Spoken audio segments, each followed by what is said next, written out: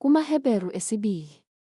Ngalokho kakhulu ngasiqaphelisisa esikuzwileyo, funa mhlawumbe sikhukhulwe.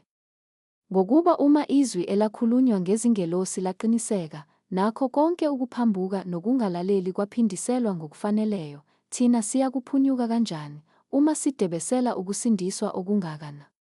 Okwakhulunywa kuqala ngeNkosi, kwaqiniswa kithina yilabo abamuzwayo, uNkulunkulu futhi efakaza kanye nabo ngezibonakaliso, nangezimangaliso, nangemisebenzi yamandla eyizinhlobonhlobo, nangokwabelwa kukaMoya oNgcwele ngokwentando yakhe.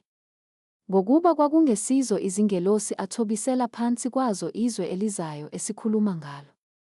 Kepha omunye ufakazile endaweni ethile ngokuthi, umuntu uyini ukuba umkhumbule? Noma indodana yomuntu ukuba uyinake na? Isikhashana wamenza waba mncinyane kunezingelosi. Wambeka umqhele wenkazimulo nodumo. Wammisa phezu kwemisebenzi yezandla zakho. Izinto zonke wazibeka phansi kwezinyawo zakhe.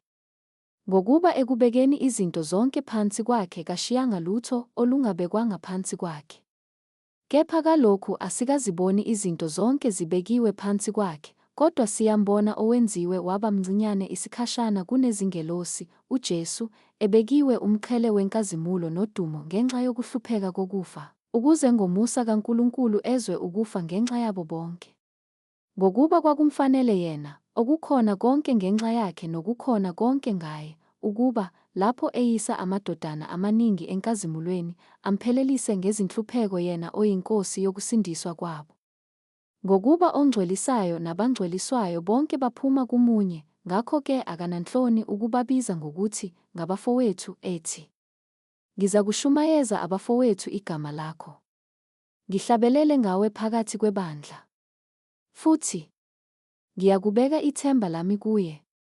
Futhi bheka mina nabantwana uNkulunkulu anginike bona." Ngakho-ke njengokuba abantwana bahlanganyela igazi nenyama, naye uqobo wahlanganyela khona lokho, ukuze ngokufa amchithe obe nawo amandla okufa onguSathane, abakhulule bonke labo abathi ngokwesaba ukufa ekuhambeni kwabo konke babeboshelwe ebugqilini. Ngokuba akahlangulisi izingelosi, kodwa uhlangulisa inzalo ka-Abrahama. Ngakho-ke kwamfanela ukuba abe njengabafowabo kukho konke, ukuze abe ngumphristi omkhulu ohawukelayo nothembekayo kokukaNkulunkulu, kube yinhlawulo yezono zabantu. Ngokuba lokhu wahlupheka yena uqobo elingwa, unamandla okusiza abalingwayo.